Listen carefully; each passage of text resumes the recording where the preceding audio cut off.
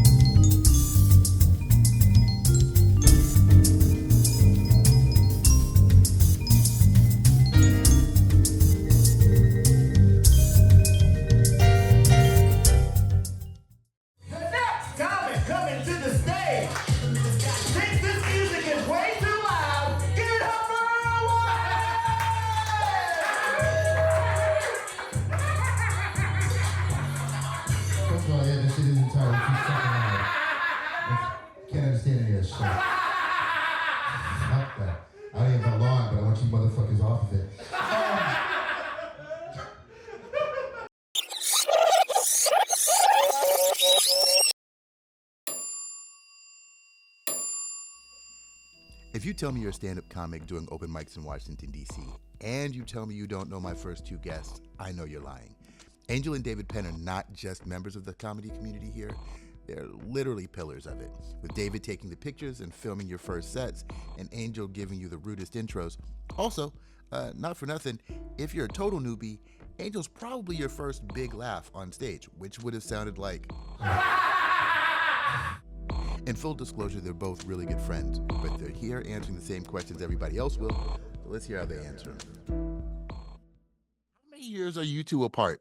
Because if you ask any of us who know you... Twins? What are you talking about? If you twins, on the record. Yeah, twins. No, because if you were twins, you'd have been able to curse around him the whole time. So I feel like... Yeah, we're recording. Oh, no. Hey, look, that was pre-show, okay? That doesn't count. All right. Did we ever tell you the story about the twin thing? I know. I thought you guys were twins until at least a good year and a half ago. What ended up happening was me and my brother were in South Beach, and we're just chilling in the water, and this gorgeous woman starts walking up to us.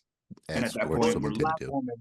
Yes, a gorgeous black woman was coming up to us, and me and my brother at this point were having a fake conversation, because from the side of our eye we see this gorgeous woman coming up to us, and we're like, why is she coming up to us? We do not know this woman. Right? And then when she finally approaches us, she goes, "Hey, are you guys twins?" And we're like, "No." And then she looked disappointed and then turned away and then went, "You guys should have said you're twins."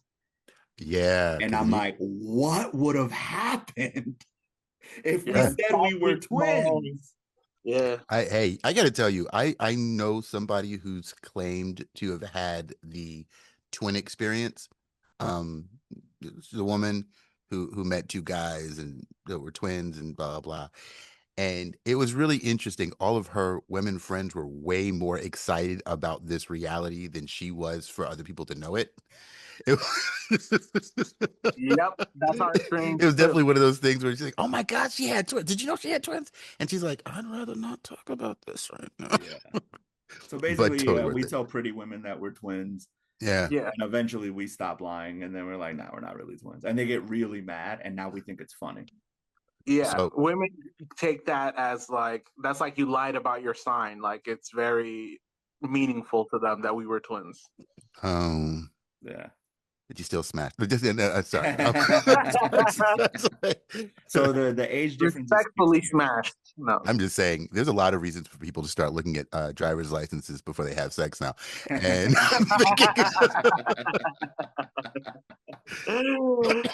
so I don't think age difference between us, by the way. Yeah.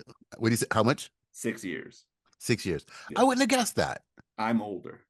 I would have guessed that. A lot of people guess that David is older because he's more chill. No, he's bald. I shave my head. He doesn't. God shaved my head. God shaved his head. God shaved his head. But he's literally like 3 times stronger than me, so you know. Yeah. He definitely has the. Yeah, I would imagine that the arm wrestling could be very interesting at the house. Yeah, it's one-sided. I'm going to lose. Nah, he went psychologically. Yeah, He's yeah. like, it's a lot of I won't want you to play Xbox if you win. Be like, all right. Oh, I've done this where I was like, you have every physical advantage if we fought, but Yeah. my brain would defeat you because you couldn't hit me. That's because Like psychologically, I'd be like, I can't believe you're gonna attack me. I'm a yeah. battered David woman. just start Earl. bawling, and that's when I hit him. Oh my Right. gosh, I can see that. That's crazy. I'm a battered woman, so Battered. But you can't see it. It's all mental. Like, no, that doesn't work. like financial abuse. Like, yeah, I'm being financially abused by the government. I'm in an abusive relationship. Aren't we all? They keep Aren't we all? taxing me. Yeah, Uncle Sam's been touching people. Um, now, with that being the case, all right, 6 years apart. It's cool. You guys been in the DC area the whole time? Yeah, Technically, Maryland. Okay, cool. yeah. Langley Park is pretty much where we grew up. I can see that. And then we lived in DC for like 7 years, like DC specific. Yeah. And then now we're in downtown Silver Spring, like across the street from where we live. That is DC. Yeah, yeah. Matter of fact, I was in a car accident about a block away from where you guys are. Oh, about a year and a half ago, and it literally took 18 months to get paid out from that settlement. Oh, it was That's rough. That's rough. It's all those DC drivers crossing over to Maryland, man. Ironically, I was driving from Maryland back into DC. I was on George Avenue, like right there, and literally right at the intersection where you guys are, it was Saturday, so traffic was completely blocked up. And so the block in front of me, the red light had hit. And so there were so many cars packed up at that intersection. I had to stop at the intersection where you guys are across the street because I couldn't block the box. And so whoever was their attorney was like, yo, so you said that you were slowing down at an intersection, but we don't see a red light. How did you possibly get hit by this guy? It's like, he got mad and he's tried to swerve around. Well, Earl, can you please point out where the light is? No, it's the light from the block ahead, and it was this one. And when I was able to show that in the deposition, that was the end of the case. But before then, they were really trying to say that this was going to be his word versus mine. Like, he hit the side of my car. Did you think I was Tokyo drifting around? Oh, I hate that. All right, first question. It's a common one, but it's one I've seen a lot recently, so I like throwing it out. For both of you. The term comic versus comedian is always thrown around. I recognize stand-up makes it automatically a comic. A comedian involves all forms of comedy, sketch, improv, all that stuff. Which one would you most identify yourself with in terms of like how the number of different ways you'd want to make people laugh, or is it specifically stand-up comedy? And I'll ask you first again, Joel, and then I'll jump over. I think it's comic because like comic is who you are, right? Comedian is what you do. Fair. So like I'm a comic. Yeah. But when I go to a venue, hey, I'm the comedian. And I go to shake their hand. But I mean, sometimes I can say I'm a comedian, but that's like you're not a comedian. So I'm like comedian amongst comedian, you go like, hey, what's up, man? I'm a comic. Yeah. But I would never say I'm a comedian because it sounds like I'm like gonna ask for a job application. Well, I mean, we always are. That's kind of the idea. But but fair enough. How about you, Dave? I've actually never heard that conversation. Comedian That's versus honest. comic, but honestly, I guess I would lean more towards comedian only because the idea of making people laugh versus how to make people laugh doesn't really, like, I would like to do it in all forms. Right. But I guess if I had the power to make people laugh through stand-up, even though it's like a song parody or a sketch, This is what we're then talking yeah, about. I would choose comic. But I feel like if I have a sketch idea or a funny song, it'll be hard to pull it off just in stand up. So Yeah. I would go comedian only in that sense. But And this is this why we have the idea, terms. This is why we have the terms. That's a good answer. I got you. He's like, I don't want to be put in a box. It's like, okay, I respect that. I no, love my box. I just want to do stand up. I don't want to do anything else. Yeah, Angel, you and I are very similar in that. Just hand me the microphone and point me to the stage. I'll figure the rest out. Yeah.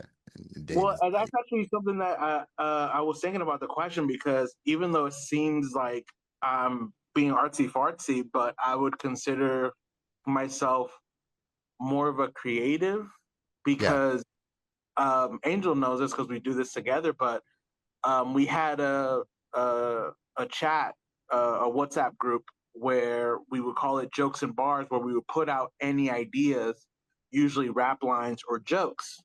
So you don't see Angel rapping, but and neither do I. But it's one of those things of we that just kind of became our idea box, where if it was a movie parody, song parody, like Angel right now is tracking uh, um, DJ like music smash ups, like Right. or this that he's just like, oh, I had this idea, and I go write it down. Like, yeah, you can't use it now because you're not a fucking DJ, Right. but it's like it's one of those things of that's how we got all most of the jokes that we started off with is they were just random ideas that we wrote down, and I Good. feel like when that's what you do is just write down creative ideas regardless of your intention to use them, it just puts you in a creative mind space to just do whatever, whether it's Makes funny perfect or sense. not.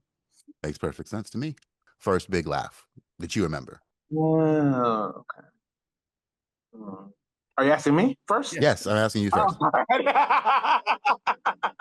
I'm looking at Angel like, oh, when did he do that? If you two are in the same location, Angel, throw something at David. No, we're currently not in the same location, actually. I'm safe. I'm in Throw something at him. um so first big laugh was okay, I have a two-part because technically my first big laugh was my first joke ever told on stage in front of Okay. like 150 people, All right. where I Just want to be was clear. thrown on stage without not. Well, I knew like 12 hours before that there was someone was gonna put me on stage, and I let them know. I was like, hey, I haven't done any stand-up on stage. I was like, you'll be all right. And it's a level of if someone gives you their time like that, Yeah. I had no choice but to take it, There no you go. matter how nervous I was. But That's what yeah, makes you a it comic. was my first Just big kidding. Just kidding. laugh. But I think Wait, mention who it is. oh, Jeff Dye. Yes. The beautiful and wonderful Jeff Dye. Yeah, Jeff Dye. I was taking him to media, and we were just clicking, and he would just like started recording a promo for a show. He turned to me and goes, "This guy's gonna go on stage for the first time," and I was like, "What?" And That is yeah, awesome. That is awesome. prepare my set, and that's when I realized it was. You said we can answer like long form, Yeah, yeah, right? yeah. Well, I've got the power of the edit. Like, so you were technically done 40 seconds ago, but keep going. Just kidding. I'm just fucking with you. Just fucking with you. Well, That's okay. you're gonna have to put a stop on me because I can talk forever and change subjects throughout. But um, I don't mind talking to you, Dave. It's just if I have to edit, I'll edit. But no, don't worry about it.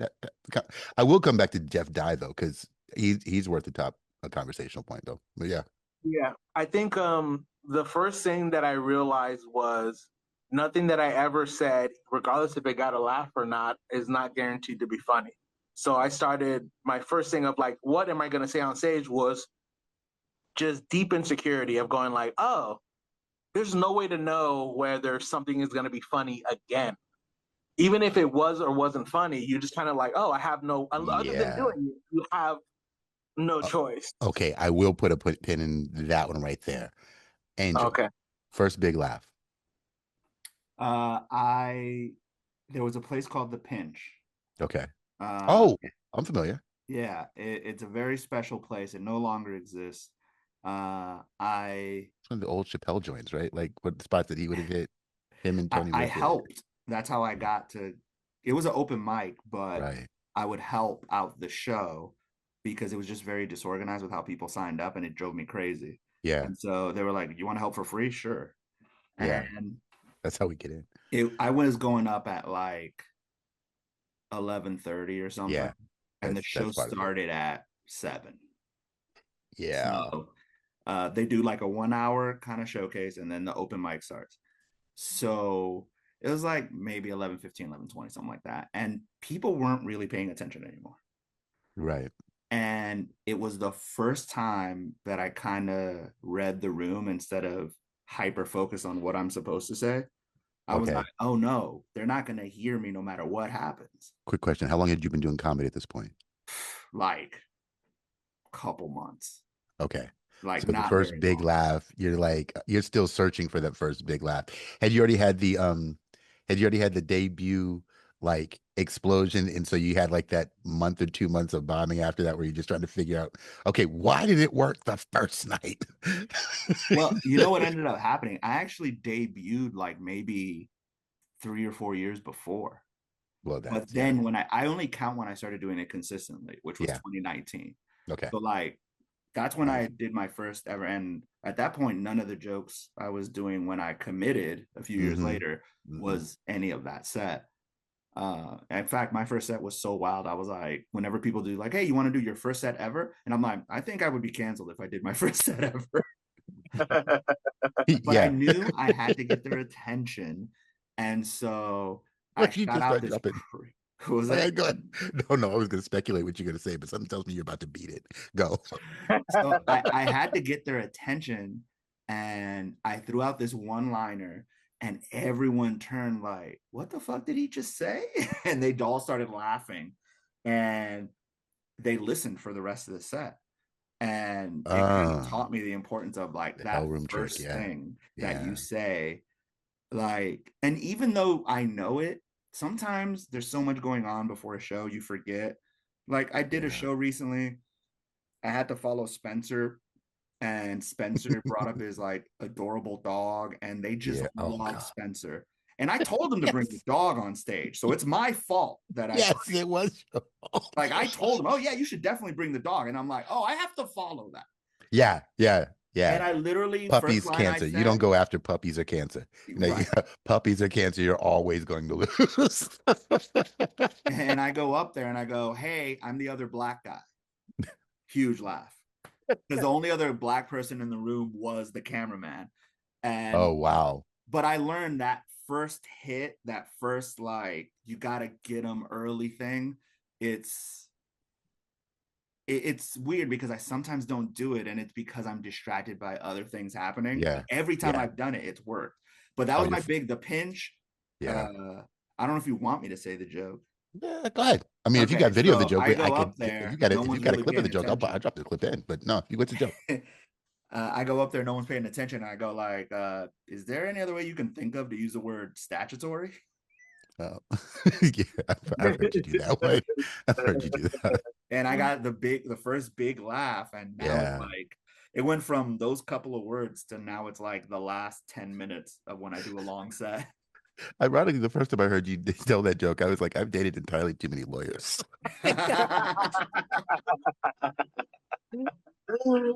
Because I totally almost liberaled that whole situation. Like, actually. Well, that's why I include it. Like now in the longer version of the joke, and there's literally stuff that I've done the joke for so long, and it's so much more in depth that I don't think there's a version where I don't address every little thing.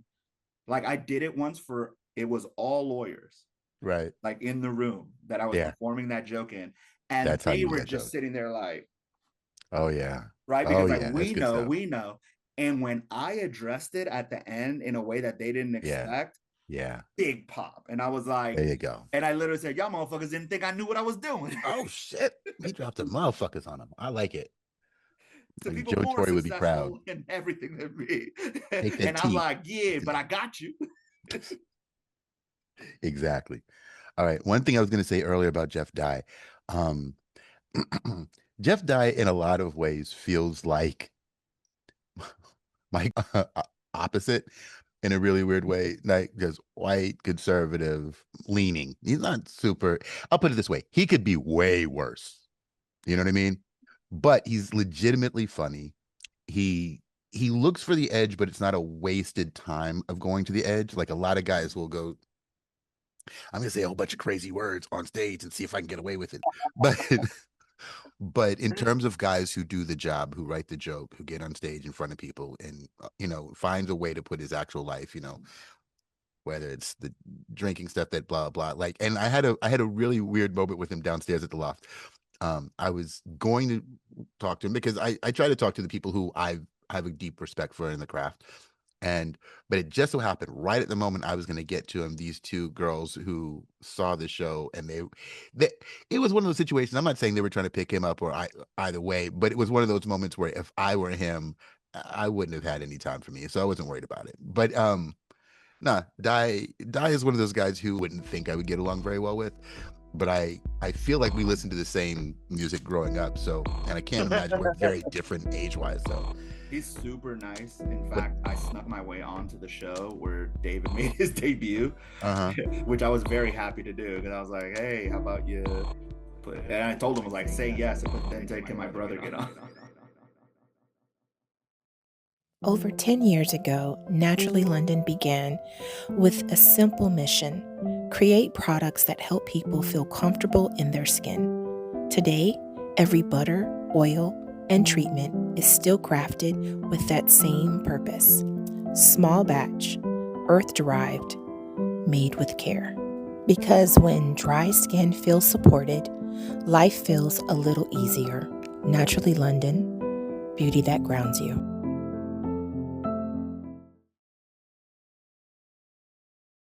Worst bomb. I'll start with you, Angel, then I'll come to you, Dave. Worst bomb. Yeah. The worst bomb, I think, is always when you don't know how to handle a bomb. You steer So into this it. is absolutely my worst bomb of Oh, all. when you try to run from the bomb, like when you're just trying to throw jokes at them and they're still looking at you like, nah, or It's just more like, when you I don't know, pretend you're not bombing and just do the there's set. a comfort in not getting a laugh that you eventually get, Yeah, I where have you it. can just be like, yeah, it happens sometimes. I made a Yeah. bad call, right? Right. It's Right. not the end of the world. But That's fair. the first time, so I made my DC improv debut, Uh-oh. right? And it wasn't at the DC Improv. I had a Okay. great set. Okay. And then 2 days later, I got my first book show. It was actually at the Artemis. Oh, okay. It was run by not Xavier. This is way Was it back. Haywood? Was it Haywood back then? Or No, Leon? it was Mike Kurtz. Oh, okay. Okay, I'm following. And he put me on. I think I had 7 minutes. No, I think I had like maybe 8 to 10. I don't remember. Yeah. But I don't remember because it felt way longer. So That's I a good start bomb. my set, and this girl goes, "Aw," Oh no. very early. Oh no. And I go, "What the fuck are you awing at?" Uh-oh. And everybody in You the alienated the audience one fan you hated had. me after that moment. You alienated the one person who was with you. They absolutely were like, this is the worst person, because this person was like, "Hey, I feel you, and I'm sorry that happened to you." And my response is, "The fuck is The wrong fuck are you on? Right. It wasn't even with a lot of attitude. It was like very casual.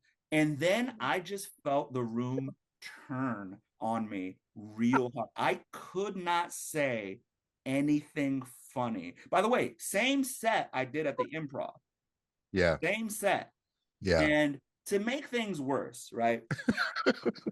There was a black birthday party upstairs. Yeah. Yeah. And they were coming down. Uh-oh. And they just felt the vibe of the room to also And went back upstairs. And there's something special about Black people not finding you funny that is way worse, because their face shows it. Like other people are just kind of looking at you, but they're like, they're doing this, and it's so bad. And the way I described it is, it felt like everyone decided, hey, let's have a contest to see how long we can hold our breath. That's how quiet.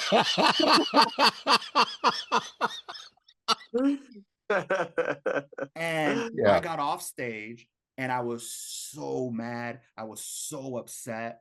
And I actually reached out to Chris Allen, who I was just a fan of his, and I had his number, and he's like, give me a call. Like somehow through text, he knew, oh, this is wrecking this dude. And as it's ringing, I realized my mistake. Oh no. Like I didn't know. I was very confused as to what happened. But then I was like, oh, this person said something sweet and I punished them for it. Yeah. The audience is like, that's a bad guy. Yeah. That's how I found out I don't have enough charisma. Because once the audience turns against me, it's pretty hard for me to get them back. And I made that mistake, and I now am very careful. And now I know what to do when I get sympathy. But before, I didn't have the tools that I have now. Yeah. Well, I mean, there's a reason why this takes time. You know what I mean? Like, there's a reason why nobody shows up with all of the skills.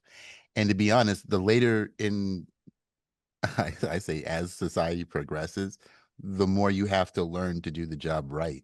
I think it may have been easier to do in the 40s, 50s, and 60s. I mean, maybe not for us, but for other people, it would have been easy to do it in 40s, 50s, and 60s because there wasn't as many social. First off, there's 3 major media companies, like major broadcasting companies.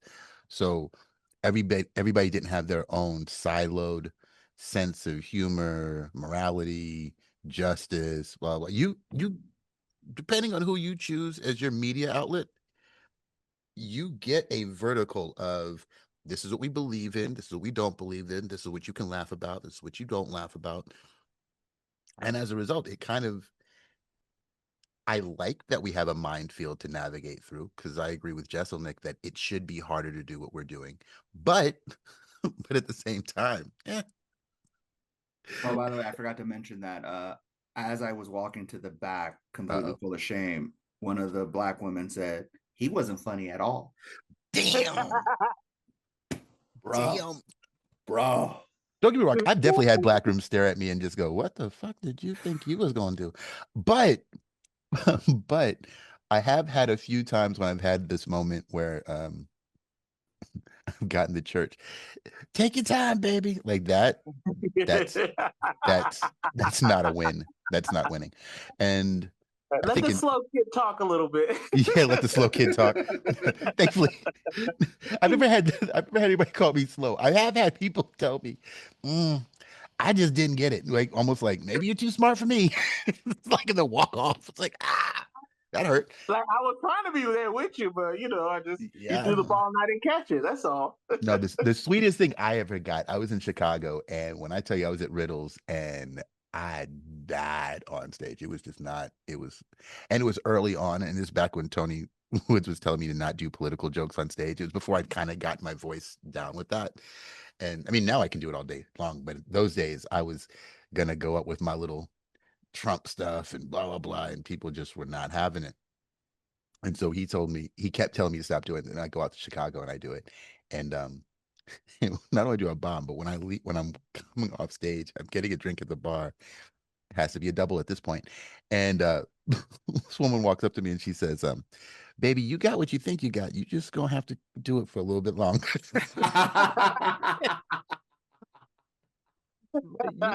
You doing what you think you doing, but yeah. You know how to use words. You're good at that. Those sentences are completed. Those thoughts aren't, but the sentences are. All right, Dave. Worst bomb. Well, have you had a bad bomb yet? All my sets are bad bombs. So I was thinking about that. Now, the first one, from my understanding, the first one murdered. And here's the reason why I was mad that the first one murdered, because I missed the first one. Because, there was this thing about where I thought, I would, be okay. All right. So I think part of the issue is that I'm so nervous on stage. It's really hard for me to gauge what's going on, like how the crowd is reacting. And for my first 4 sets, because I ended up doing the weekend at the Loft, all the sets that I thought I did good, I did Mhm. bad. All the sets that I thought I did bad, I did better. And I'm just like, so I'm internally bombing, and in real life I bomb. But as far as on stage, it's hard to gauge because I'm also doing jokes that are hard to get. I thought you were gonna mention the one. I think it was when we were at Edgington, where Oh. it was just a weird vibe that night, and you just everything was bombing, or was it Seta? I don't remember. Mhm. It was one Oh, of that those was, nights, and you just bombed the entire time. And I remember you coming off stage. It was like I felt weirdly relieved. oh. So Oh, it didn't yeah. even feel that bad. It was almost like, okay, like you just took it as information versus like I've had hating some. yourself. Yeah, so I realized so my fifth time going on stage was a sold out show in the cellar of the DC Comedy Loft, and Oh. put me on. And the first joke, and I'm not saying my other jokes didn't get a non-reaction, but this was the first one where there was no air in the room, quiet, Oh. and I got Yeah. relaxed. The rest of the set was easy, where I was just like, oh, I don't have to be nervous about doing bad because I just did it. And then it actually relaxes me. So it's a weird thing. I'm nervous until I do bad, then I'm chill. So It I would describe it a lot like peeing in a pool. Like at first you're like, oh God, oh God, oh God. Well, I'm that's cool. here. You know what I mean? Like then the pool just gets warm and you're just there. Exactly. All right, that's a little awkward, but okay, I'm with you. I'm with you on that. All Yeah. right. What keeps bringing you back? I'll start you with Dave. Well, Dave, do you come back or do you not come back? When are So you I on stage have next? it. Yeah, I Can can we see it turn on on the Angel's video face on right there. When Angel are you real coming on? quick? Because if I don't like Yeah, the answer, I'm about to cut you off the call. Like, what? yes, I am coming back. After this vacation, I'm gonna be more active instead of passive in my comedy pursuits. So yes, I am coming back. But it's more of like just I'm terrible. Like I said, I bomb at life, and I'm trying to get that set nice and But wait, why are you coming back? nice and good. Huh? Why are you Why coming am I back? coming back? Yeah. What keeps bringing you back there, bro?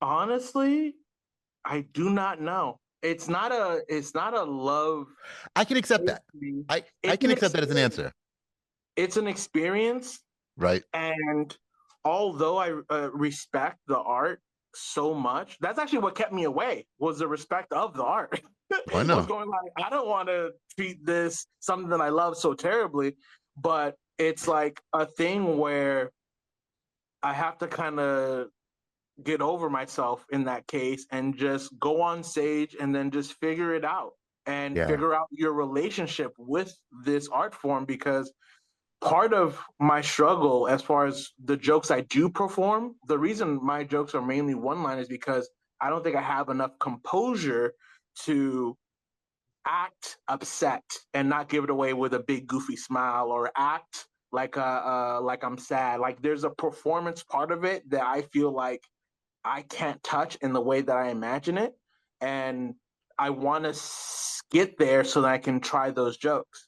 So like it's in that sense, I'm like, I'm so right now I'm just dealing with the experience of what is my relationship to comedy now that I do it versus being an audience member or being someone who just wrote jokes That's and a good just question. enjoyed them myself. That's a good point. That's a Yeah. good point. All right, cool. Angel, what keeps bringing you back? And if you say I don't know what else to do, I swear I'll let you get away with it. But Is no, that the common response? no. To be honest, it's the only real response. But I like the other words people put on top of those answers. So for me, it is my happiness. Like Oh, stand up. don't say fuck me, but oh. Aw, Aw. look at him. He's The fuck is wrong trying. with you, Oh Earl? my God. Nothing to be on about. This is romance shit. No, okay, It's interesting. I'm just realizing like I don't have charisma, but I am a sympathetic character, apparently. Jesus.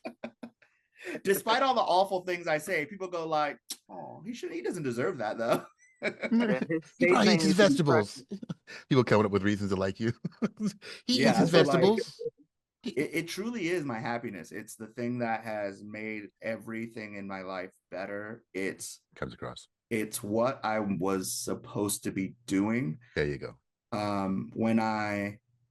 Because I got a job and I was making a lot of money for me. Mm-hmm. And I was like, why am I sad? Like I was Yeah. just deeply sad. And then I found like a very, very loose excuse to quit. And I did. And then I said, and at that point I had performed like maybe in 3 or 4 years, like maybe Right. 10 times total. Oh, wow. And so I was not committed at all. And I was like, okay, what would make me happy? And the answer was doing stand-up.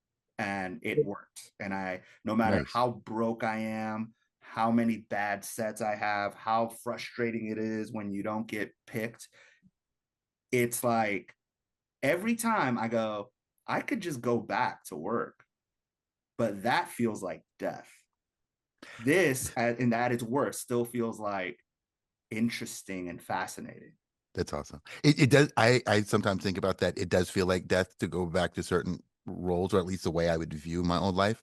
But I also had this really weird moment when the government employment went up topsy-turvy last year. And then even the job that I would have been like, I can always go back and do that. Those jobs aren't even there, at least as long as this asshole's in office. So it's one of those things where it's like, all right, well,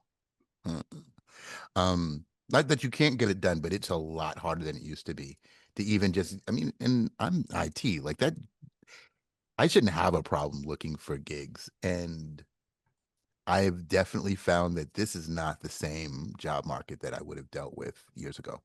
Not completely in the cold, but just, it's not the same thing at all. So I get that. All right, heroes, comedians you think all comics should hear. Angel first. It's essentially, I kind of wrote down my top 5, but I'm saying in no particular order. Brian Regan. Clean, got it. Clean comic, very different from me. People are often surprised that I like clean comics. I'm a big Seinfeld, Brian Regan fan. Bill Burr, I think he represents my rage. His anger at things is such a like, yes. Even if it's something I can't relate to at all, just like I was a Sam Kinison guy too. Like that rage is such a powerful, like, Louis Black, like, so obviously Bill Burr is a massive star, so that's kind of, I mean, but his rage basically powered that rocket. Yeah. Philadelphia set's amazing. He didn't like talking about it, but that Philadelphia set's legendary. 7 minutes left. 7 motherfucking minutes left.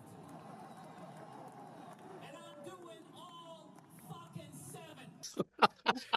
7. Dave Chappelle, he's like, he does that life philosopher. Like, he's a good one. It's what he does. And I'm not even one of those like, Killing Him Softly is his best. I'm like, I actually disagree. I think Sticks and Stones. Like, I love new Dave Chappelle. I love the growth. I love watching the progression of comedians. Sometimes I won't watch comedians simply because, well, I got to go back and watch the first one just to see the growth. And, because that to me is fascinating. You love the craft. You do. Dave Attell. Okay, so the fact that you mentioned Attell and Regan, and you know that they used to have almost reversed personalities, right? What do you mean?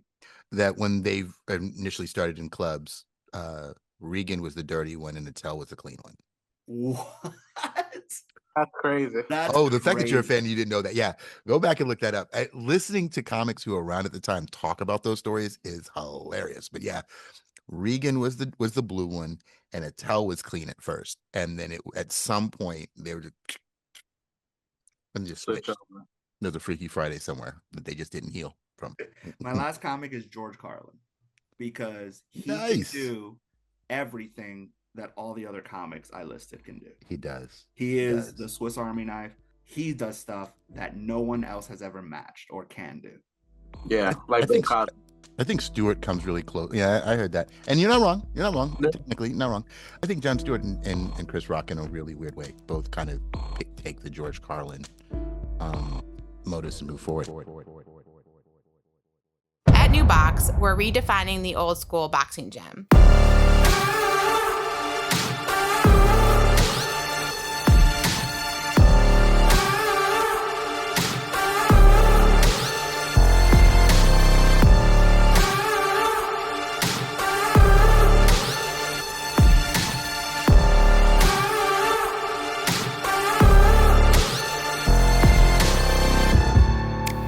conquer the challenges you're faced with in and out of the gym, evolve into the best version of yourself, evolve into a better athlete, a better boxer, outperform what you thought possible.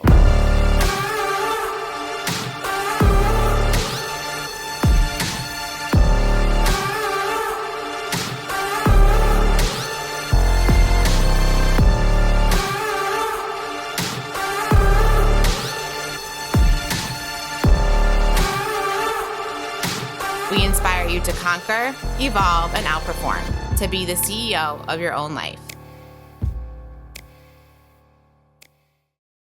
I have a weird philosophy that a lot of comics do not agree with, which is you can say anything on stage. It does not bother me. Yeah, and I think it's because I'm soulless. So it doesn't really, like, ultimately they're words. And when people go words are violence, I go, oh, you didn't grow up being hit.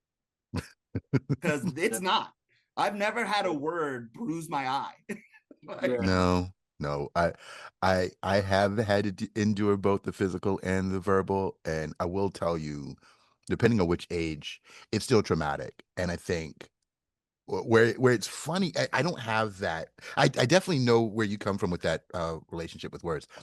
I don't really have the on stage. It's all fair game when we're all on stage. I would say that if you can deal with the consequences of saying whatever you say on stage, then fine. But if you can't, I don't need to give you a pass because you were on stage when you said it. So, for example, if someone comes up on stage and says some random stuff, starts dropping a bunch of N-bombs, you could still get your legs broke. But here's the thing. And I'm not exaggerating by that. You could still get fucked up. But here's the thing. Simply saying, well, I was on stage, it should be cool. It's like, no, you're still about to get choked out. But if you have a point you were trying to make, and I have to endure the words so that you can make the point, I would still want somebody to, like I said before, it's a minefield. Like, do the work, find a way to say the thing without saying the thing. And now I respect you way more. Now, you, Dave. Yeah. Heroes, comedians that everybody should hear. Well, it's a weird list for me because just the list. Yeah, no, it's a weird list because my list would actually have to be like, I like the comedians I like, but Right. I have a special interest in comedians who hyper focus on a particular type or do the most focus on a particular type of comedy, because Right. I think to know what you can do, it's kind of like the whole representation matters, like to know what you can do on stage and get a laugh versus what you can come up with. Mhm. I think JB Smooth is one where Solid. his ability to essentially, especially if your just format isn't set up punchline, is Right. just he sets up scenario, then he just acts it out. And he did that for an hour. And I go, how do you practice this? How You do you can't. know That's that just this movement is better than this or what? Like it's such an open field of possibilities that it's incredible that someone can render it down to a certain set of this works, right? no, I agree. That's well Maria done. Bamford, her ability to use murder. voices and character is beyond anything that I can think of. No complaints here. This is actually a new one, Lavelle Crawford. So New for I you. saw Okay. one of his, Yeah. new for me. No, I Okay. knew Yeah. of him, comic view days and all that stuff. Murderer. But I saw a set of one of his specials, and I don't know if he does this all the time because I didn't watch him with the same mindset. But he also doesn't have like set up punchline. He paints funny pictures, and like and he puts you to imagine something funny, and then he just adds more details. But it isn't like punchline. It's just funny, and it's such a weird avenue to develop. His delivery masks it, but he actually does do a lot of premise setup, punch, tag, punch. But see, the difference I'm is talking about one particular special. one particular special. Okay. Yeah. I was gonna say what's interesting about him that I can't stop laughing whenever I hear him, and it's uncontrollable laughter when I hear it. Like, Well, he also has a very funny voice, he also, where it's really just like does. It's when some people Really finding their voice does. is literally finding their voice of like, I'm gonna deliver all my jokes with my neck like just constricted and just awkward. And I think he's great. Bill Cosby. I Yeah. actually never watched him. I never watched his specials, Until but the, he till the had an allegations. interesting. Yes, and I'm like, let me see what You this gotta guy's watch it been till the up allegations. to. Oh my God, why does everybody Um, hate this man? He's so funny. so I actually It's Angel gave us terrible. when we weren't living together. Angel gave us a stack of CDs of There you just go. random music and comedy, and two of them were Bill Cosby specials where I just heard it. But there's a weird thing that three people have. Uh-huh. There's Eminem, a scriptwriter named Max Landis, and Bill Cosby, where when they speak, the image is just transported into my head. And for most things in life, I don't associate words with an image. But for these people, when he's telling the story about running down the stairs and being scared and all that stuff, like it's just beamed into my head. And I Right. don't know what that is. But it's, I think if anyone can learn how to do that on purpose, that is a great skill to have. Yeah. Um, who else? I think just finding people, again, just finding people who do a particular thing, like Sam Kinison, his Mm-hmm. ability to rage out and deliver all his jokes at a 10 or a 0 with nothing in between, I think is a particular dancer Yeah. skill that is just like, how do you even decide? Like, imagine Sam Kinison doesn't exist, and there's just a guy that goes, "I'm gonna do 5 minutes, okay," and he's just gonna just yell at the audience. Like, Well, that's an insane yeah. thing to do. But You I got the would say, Patrice O'Neill. I Patrice O'Neill, think yeah. How do you not mention? Yeah. the the way I would describe Patrice O'Neill is when people go like, "Oh, we're all comedians are taken from the same pool."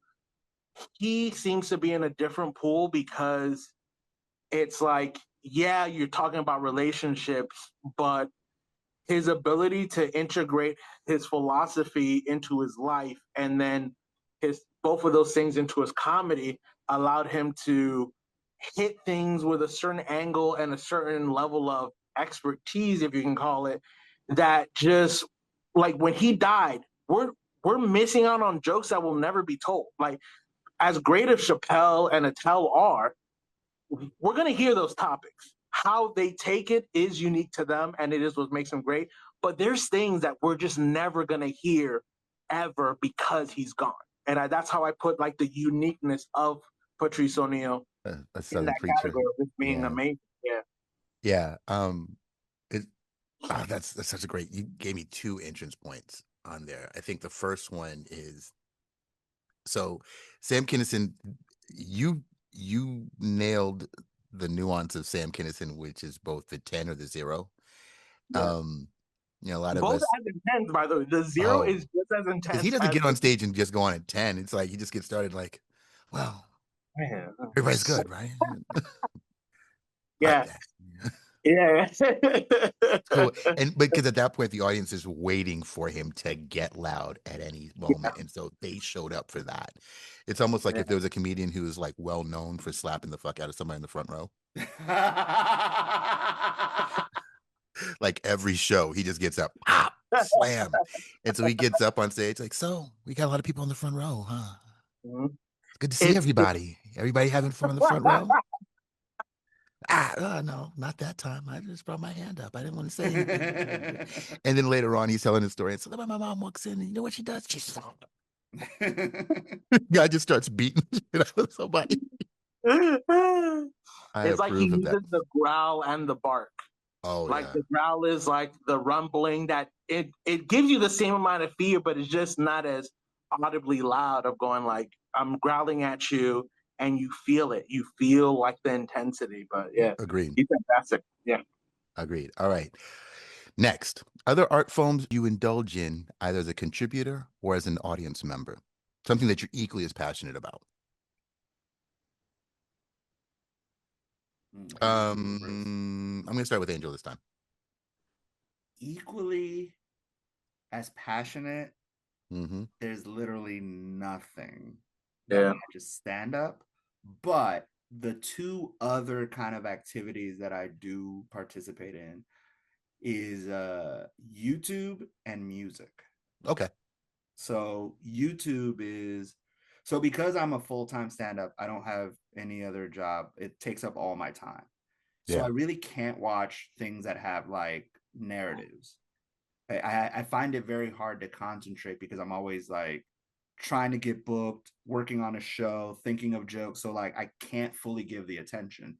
But YouTube, I kind of use like educationally, Yeah. where like That's I'm fair. always learning stuff. Even like listening to comedians' podcasts and stuff like that. It's more of They're good. Yeah. a data collection kind of thing. That's fair.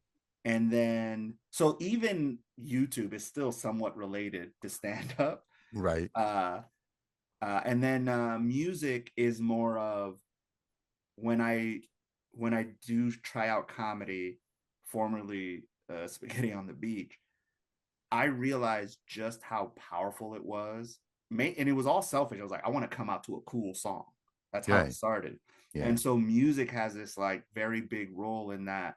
Sometimes my brother will like make fun of me because before the show, I'll be sitting there for like 2 hours straight editing songs so that it starts at the best part. And at the 10-second mark, when I'm done giving the comic the intro, it hits. And then they're Right. walking up to like this amazing energy of the music. And I think that's kind of like the two things that kind of take up a lot of my mind space, because I always love to learn. I love knowing things, Right. whether or not it's useful for me right then and there.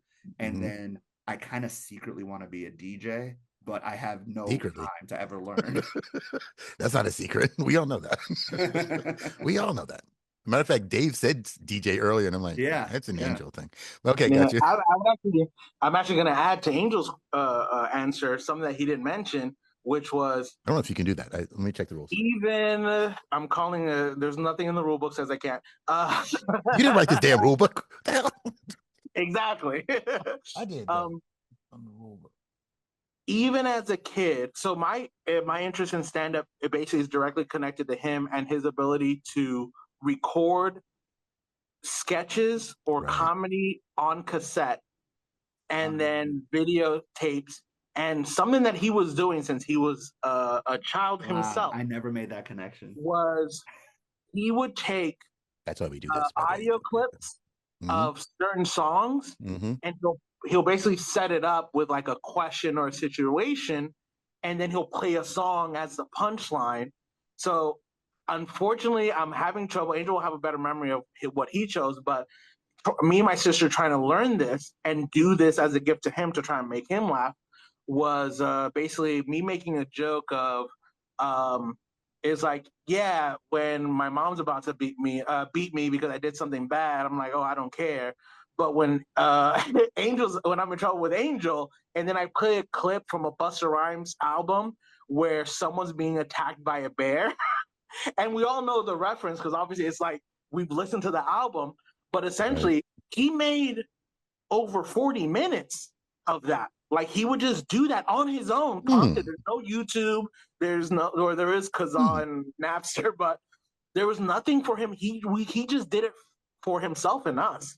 And it's one of those things of Angel's ability to do something with the things he loves, including the music, has always been there. He records radio talk shows of Russ Parr morning show, all the sketches and going like, oh, they Those are did this one. classics. Those are Like, fucking classics. Yeah, they were he's amazing. an insane person when it comes to not only enjoying comedy but capturing it. So Matter of fact, him doing videography now, and like it's not a like it's not something that we promote a lot, but we love that we have people's videos from fucking 2018 that they don't remember at a yeah, house show. Like, and we love like going back and saying that, like, yeah, that was them. That's the first time we met them. Like that type of stuff is a cherished memory for us. that's super dope, actually. Yeah. Yeah, But I that's would what's like up. to he missed that part. Honestly, I never made the connection that I've been, because every once in a while, video stuff is so expensive and time It is. consuming. And I literally, every day I'm like, why I should quit I should stop doing this and just do comedy. But then the money's not bad. No, it's got to be it's got to be helpful. Yeah, Yeah, I but really appreciate the fact that you guys do what you do. I may not want all of my sets, but definitely I do appreciate. You guys have wait, let definitely me gotten the ones that interrupt you. You've been overly generous, and I literally would just send you your video whether you ask for it or not, I appreciate that. because I'm always like, hey, can you send me like, Mhm. $7 or $8? And then it's like, I'm not gonna say how much, but you send more than that, and I'd be like, if Earl gets his video, he don't gotta ask. I Earl appreciate gets that. his video. I You gotta appreciate that. worry about it. A large part of the reason why I do that is because number one, I know how much time and energy that takes. Like I've done it for other people. It's a pain in the ass. And even when I will do it for the people who I have a great deal of affection for, like if I do it for Patrice or something like that, where I'm out and like she's like, "Can you get this set?" Because blah blah. Like, yeah, sure, boom, got it. But I know how much time and energy that goes into it. I know what you guys go through, and I know that the equipment's not cheap, and you gotta get there before everybody else because you can't be late, and then blah Yeah. blah, and then you set everything up, and then you gotta leave an hour later. It's like, okay, well, yeah, Yeah. I could put a couple extra bucks on this, and then the other thing is I may not always have it. So if I, in good faith, can give it when I do have it, then hopefully you guys would remember it when I don't. You know what I mean? Like it's kind of a if I could, I would. But sometimes you do need the footage. Sometimes, like I remember I had a really good set one night at Aura Bar, and I remember finishing the set, and there was a really good feeling that when I got off stage, I was like, "Oh, that one's on camera." Like I knew it was on camera. Had that. I've had some really good sets that you guys have captured over the years. I really do appreciate it, because we both know a short little Latina who will get mad at me for not filming my sets. Like, Yeah. did you get video? I didn't get any video. Why are you so stupid? I'm like, okay, all right. Oh, you Yep. don't know how many times comics have said, "Hey, I had the set of a lifetime." I I'm a comedian who has Mhm. never stopped being a comedy fan. Right. So my That's first what I thing I think. say is, "Can you send me the video?" And they go, Right. "I didn't record it." And the very next thing I go, "Then it didn't happen." Like I'm straight up. Like That's you your tree can in the put a woods. I got phone you. in a cup, and just Yeah. even if it's bad footage, as long as Yeah, you I've done that. capture it. I have Like we done just that. had one of the greatest nights ever, and there's no proof. Like Yeah. Oh yeah. at least do audio. Just hit the Is record it button on your on your phone. Like phone, something. exactly. I know. I have one of the sets from Artemis that I did that way. That went well, but no, the video ones, especially some of the ones that you captured, Old Spaghetti. I remember the one about Pittsburgh comes to mind. Like I had a 5-minute story about Pittsburgh, and I remember I also, it's one I wished I had done better is the parking garage story that I did at Eckington. I think I want to tell that one again on a different day in a different setting, but yeah, you've captured a lot of my better sets. I appreciate that. Yeah. Let me get back into here. Local comics you think everybody should hear, and I only want one from each. No, oh, you know what? Two. You get one in an honorable mention Okay. because I mean I I don't tend want to you. I don't didn't want you answer the fucking up your relationships out here. But I don't know if it matters, but I technically didn't answer the question. The other art forms yeah, indulged. yeah, you're right. The fact that you answered for Angel was your. Just kidding. Just kidding. Go ahead. Uh, What you got? What you got? no. I'm just like I don't know if it's important. I'm If you if would you say don't. focus on Yost, we could be moving forward. No, no, it's all um, good. it's basically just what I mentioned before. As I was talking to this white lady on the plane for like 2 hours, and I was kind of describing. I was kind of talking shit because I was talking out of my ass, but I was just like, I kind of was just accumulating my idea on just creativity in general. And I go like, if you have an idea, write it down, no matter what it is. Right. If a business idea, whatever, just write it down. And I think that's what makes you a creative because when Agreed. you see a meme that you can relate to, you've experienced it. The only difference is that they wrote it down. So for me, I write essentially wrestling fan fiction where I create characters. I write sketches, songs, rap lines, even though I've never rapped in my life. I Hey. write anything and everything, t-shirt ideas, like just whatever comes to mind, I jot it down and then I try to tag it in a way where I can search for like, oh, if I search for t-shirts, all the t-shirt ideas will come up. If I write movie or sketch, all those ideas will come up. So regardless if it's good or not, you just want to have it down because you never know when someone will present you with an opportunity and you go like, well, I got these super fucking ideas. Let's see if this is so funny in 2030. Because I wrote it Yeah, in that's true. 2019. That's true. That is true. Yeah. So it's just All right. like, and you never know how it's going to influence you later. That's a good point. No. And then you actually answered the question in the middle of it. Sounded like you weren't going to answer the question, and then you answered the question. That was kind of dope. I even caught when you did it. Angel was like, "Okay, there it is." Look at Angel's face. He's like, "Where is it?" I There it is. fluent There's the in answer. David. I know how he speaks. I Yeah. let me tell you something. He's one of us. I get it too. All right. Now, again, you get to name 2 comics, and you don't have to say the order. One's the main, the other one's the funky. No, you don't have to do that. But I will say that, okay, 2 comics each that you think that are local that you think people should hear more from. Like, are there any people that you're like, people should hear this person way more than we're hearing them? Who would you I'm put on letting that David list? go first on that one. Yeah. Oh, well, with 2, that's pretty easy. Winston Hodges and Yeah, Winston's doing his best to fix that, though. yeah, he doesn't need that push, Yeah, you know. he's at the cellar right What now. Winston's doing all right. I'm pretty proud of him. Yeah, one of he's the doing a favorite great things job. that make But yeah, Winston I would love to see people take like really kind of swarm towards Winston. That'd be nice. What you got? well, really, the one of the other than he is hilarious, but one of the reasons that I like to promote Winston in particular is because, as far as he says, he wants to stay local, and I Right. think like as good as it is for a comedian to move to greater New York or LA? pastures, you do LA, New York, Austin. It sucks for the scene because they leave nothing behind. They just take all that experience with them, but as Winston being a local and being in the community, he's the goalpost. He's the guy. Right. Like obviously, we've had Lewis Black that's from here, but where the fuck is Lewis Black? Ari Shafir's from here. Where the fuck are they? Like they're not here to move the The scene community forward. forward. That's kind of Yeah, our but job. That's our job. yeah, and Winston Until I staying can go to New around, York and leave you guys behind. he Like creates. until I can do that part. No, just Yeah, exactly.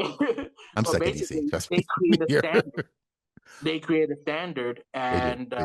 I think he has really good comedy etiquette. And I love making him mad by comparing us as if we're the same, and he absolutely hates it. But I Can I think just tell you that's that the person the that level of comedy genius behind that is yeah. that's top tier, bro. That's like, Listen, it's I'm gonna do more my set. You're gonna do your set, and I'm gonna come on after you, and I'm gonna do my thing. exactly. It's like, What hey are you man, I hope talking people about? follow me. Hey, you did your little thing up there. Watch me do mine. Really? So that's my favorite part of Winston. But as far as like that, I think because he's such an important part to the That's a good scene, answer. I think there's not a lot of people that are trying to do that isn't clicky, I guess. But But okay, I need a second person, but you may not be able to give them this long of a write up the second time. Who else? You got 2 people. You got Winston. Who else? then I will say Yasmin Al-Hadi. Okay. I never said her last name before, so No, you hit it. okay. Literally nice. worked with her this Friday. Oh, really? Nice. Okay. Yeah. Smoked it. She's And since the divorce, she's she's a feisty fucking now. professional. She's a professional. Like she's doing it like you're supposed to do it. And it's not even like I find a bunch of people funny, but in this category, I was like, who's a great example of what we should be aiming for? And I would put both of them because I think they're also there's also some of the kindest, which I think is very important. I hate like there's funny people who I will always watch their stuff and they're pieces of shit, but I'm all like I separate art from artists. I'm like I still love your comedy. Keep doing it. Keep being negative, King. That's fair. That's fair. That's fair. Yeah. That is fair. So yeah. So there's people I would pay a ticket to, but yeah, those 2 are my selections. Okay, Angel, yours. So I'm actually gonna discount people like Winston, Jamal, and El Hadi because once you have a don't tell or you're on TV, you're not local. The world has officially found out about you, and now it's just a matter of time. And so I am not. We say that the first time I saw Winston, I saw him open for Attell at the Improv here.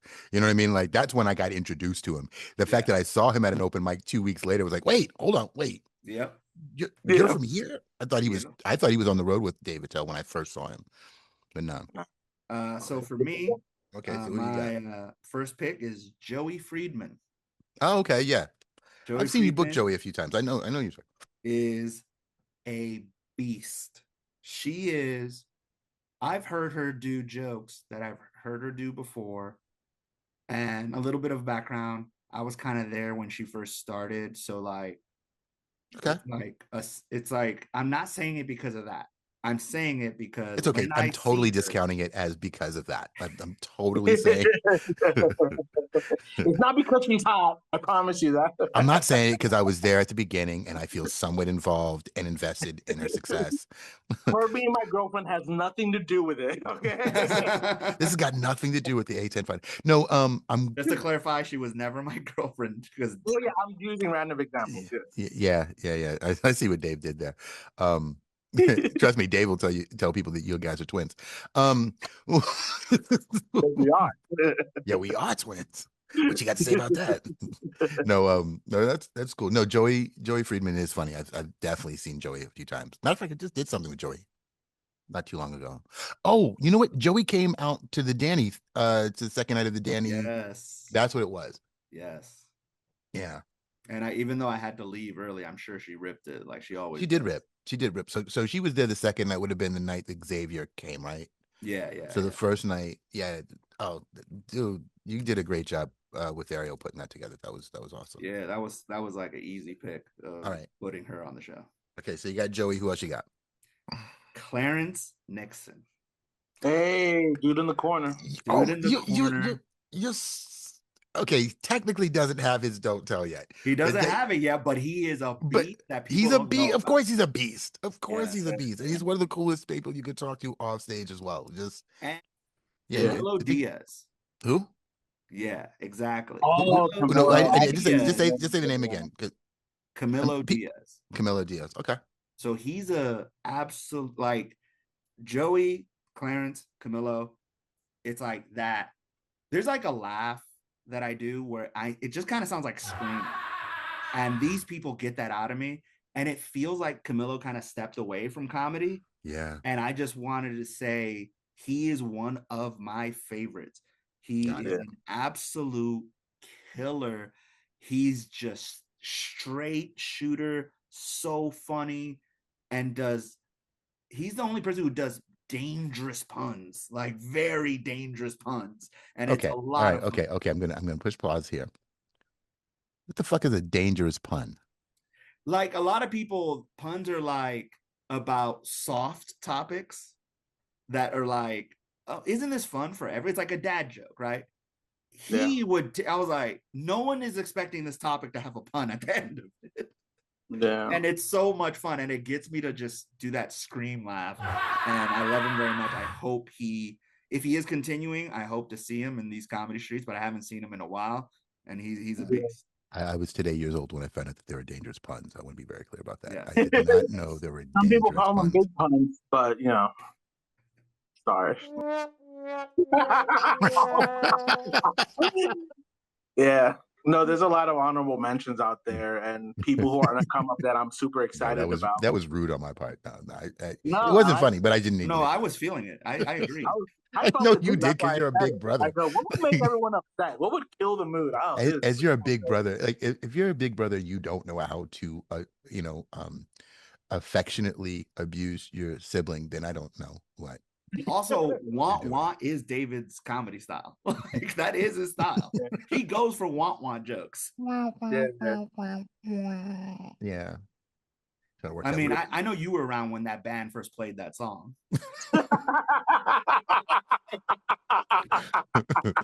I'm sorry, I had to get one. No, yeah, you had to get me back for your brother. I get you. Cigarettes. I understand how that happened.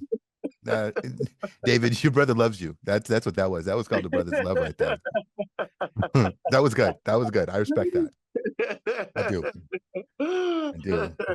And now Angel makes the list. No, it's all good. No, it's good. All right, let's see here. What would it have been if it were not comedy? Angel, I'm actually going to ask you this because you're the one who said, well, there's comedy and there's nothing else. So I'm trying to figure that. Dave sort of blended towards that answer already, but you, Angel, what would it have been if it was not comedy?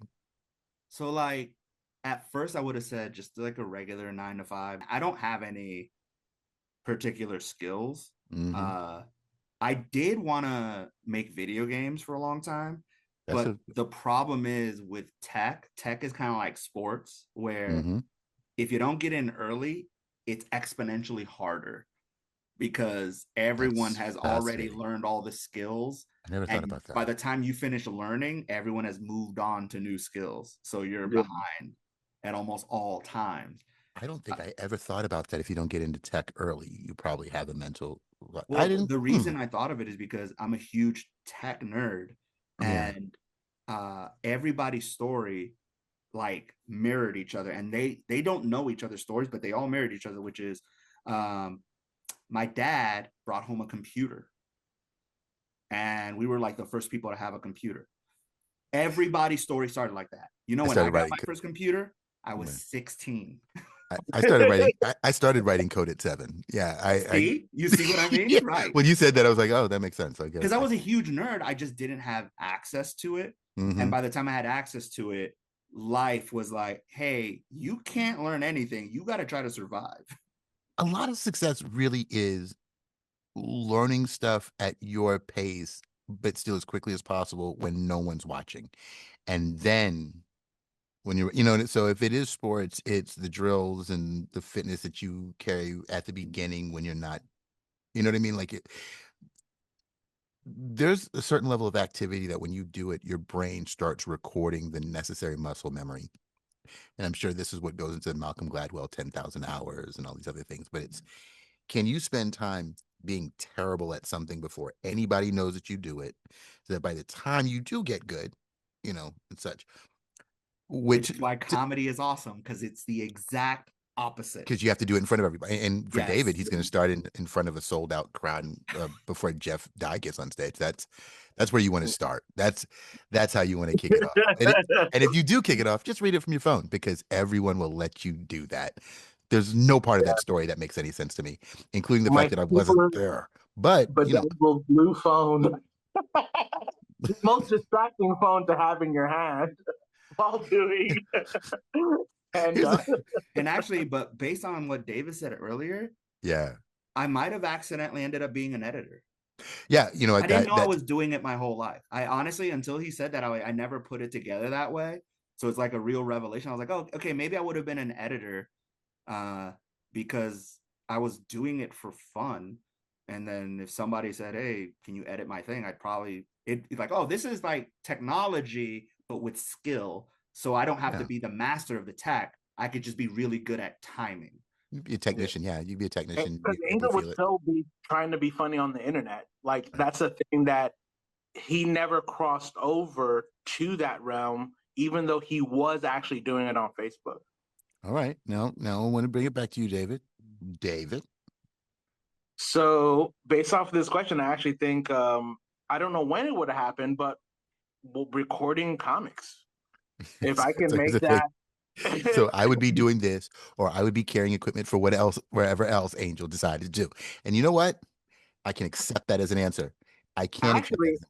I was the one who started recording because I'm fucking crazy and obsessed. And it was 2018, and we had the Pixel 3 XL, and I found out that Google has unlimited storage, and we were following our cousin who doesn't do stand-up anymore, but is a goat. I'm gonna say that just so hopefully he starts again.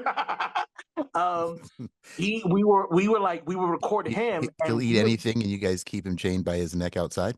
That's He said he's a goat. You didn't say the goat. You said a goat, and I'm like, he eats trash outside. Like that's what he's doing. Like, what are you talking about? Yes, 100%. But I suggested to record him, and thinking because I was so into the comedy culture, I was like, oh man, I wonder if these local comics would be hesitant to let me record. And everyone was like, no, please record me. And no one was recording themselves in any form. We No. started this recording shit. Yeah. No, I no, no. started- You guys are the OG. You guys are the only game in town, really. Like there have been times I've worked with Pat, who I like a lot. Pat's his name is going to hit me in Siren. Oh, okay. I was like, line?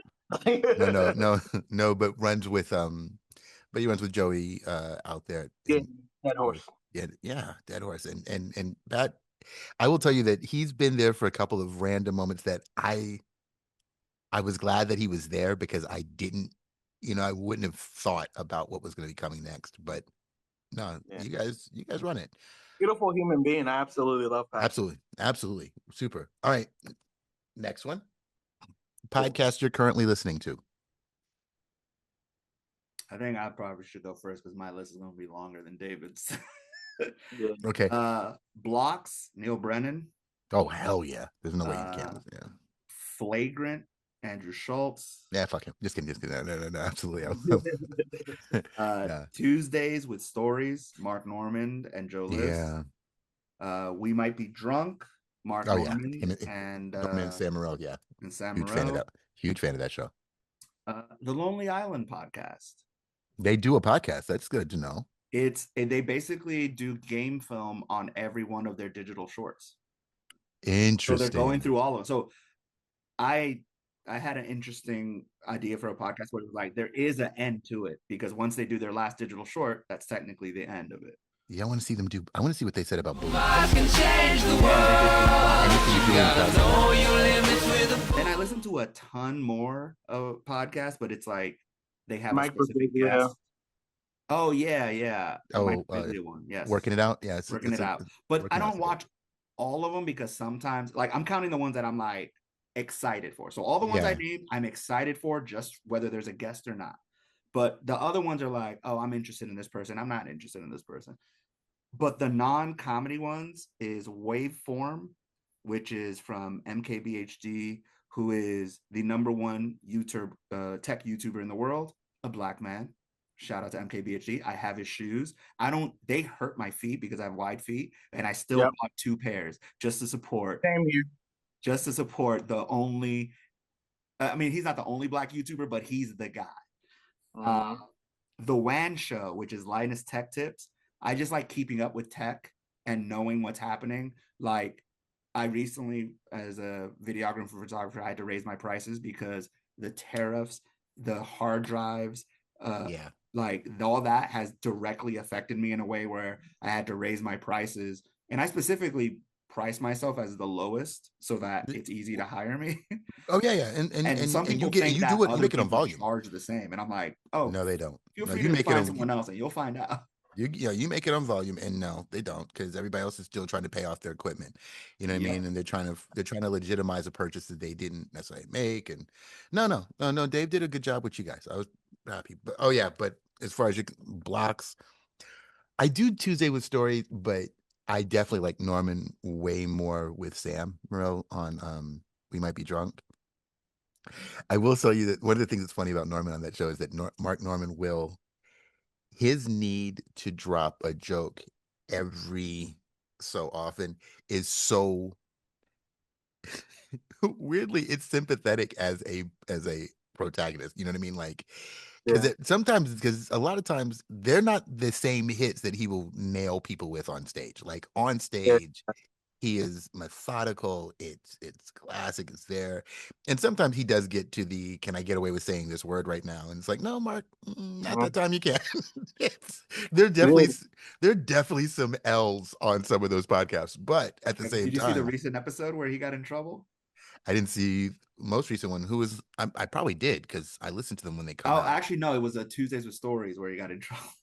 That would be probably why I didn't hear it. But yeah, and keep in mind, I'm a huge fan of anybody who's doing this at that level, sustained, constant content, and then also hearing him and Sam work out a material and saying, "Is this anything? Is this?" I mean, they sound like guys on a hang, which is. I have 2 Mark Normans in my life, which is John Yeager Yeah. and my boy Josh Mandel. They're just constantly telling jokes, constantly on, and some people go like, "Oh man, I wish you'd stop telling jokes," and I'm like, "Why are you doing this job if jokes bother you?"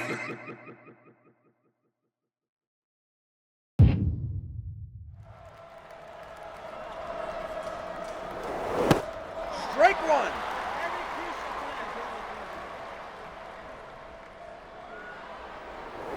Strike two.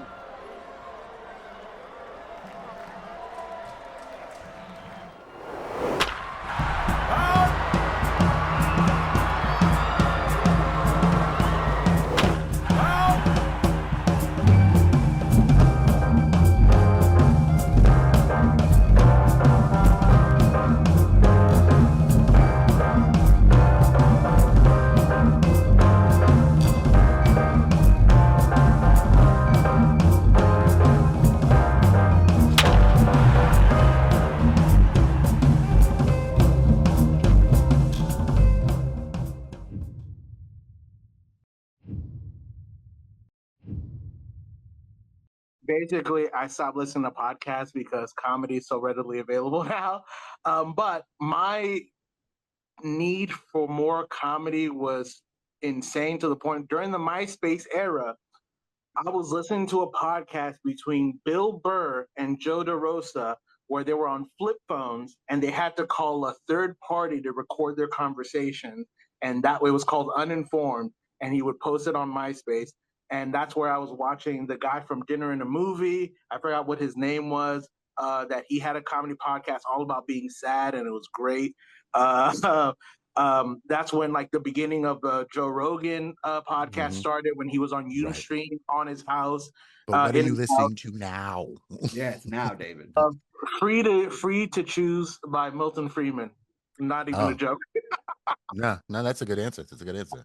And basically interviews with Thomas Sowell from the Hoover Institute. So those are my guys. So my last thing I wanted to mention to both you guys is that my favorite moments around both of you, and I will tell you these moments now just because now I got you here, I can totally do this. One, Angel, you, one of the last nightcaps. We're all hanging out there. It had to have been during September because it was right after the Because They're Funny had finished up at the Wharf. We're all at the Comedy Loft. We're downstairs for nightcap where we're supposed to be because it's always in that little sequestered little joint. And Dion Cole goes up. Dion Cole does 5.5 minutes, and then Angel lights him. Here's the best part about Angel lighting Dion Cole. He was murdering in a 5-minute set. Like he already had 2 callbacks and a refrain in 5 minutes. And Angel was like, motherfucker, it's 5 minutes is 5 minutes, motherfucker. Like, wait, what? And even Dion Cole was on stage like, yeah, y'all really give me the light right now? Like, Because I haven't been lit in so many years. and to his credit, world famous, to his credit, he respected the light he got off stage. But Angel was just on some.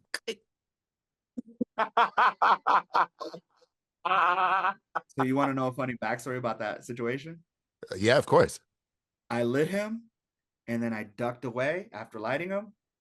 Everyone thought it was Spencer who did it. Oh no, I knew it was you. Let me tell you something. I didn't even look over my shoulder, and I was like, "Motherfucking Angel!" Like I knew that moment it was you. I By the knew way, it wasn't I Spencer. asked him when did he want his light, and he said, "Just light me like everyone else." So he set me That's up. what you should have told me. He Yeah. set me up. Wait, I wanted to ask you a question. Okay, what you got, Angel? Turning it around on you. Yeah. What you got? What is the moment that makes you want to keep doing it? Like you get off stage, what is your favorite thing to happen right after that you're like, this is why I do this? It happens so much earlier. It happens in the first 10 seconds of me getting on stage. The first 10 seconds I get on the stage, it's almost always a riff that I've come up with in the last minute to 2 minutes before getting on stage. And that's what hypes me and also makes me very present in the room. And if I get a laugh with that. Like if you can look at any of my old sets, if I get a laugh in the first 5 to 10 seconds, I'm steamrolling, because that's the last that little bit of confidence gives me, it helps me fight my fight or flight instinct that's up there. If that first joke, you get on stage and say something like, "My name is Earl Wyatt, but I tell women to call me Sprite in case they want to obey their thirst." Some dumb shit like that. Nice. Now, if you start with a joke like that and it bombs,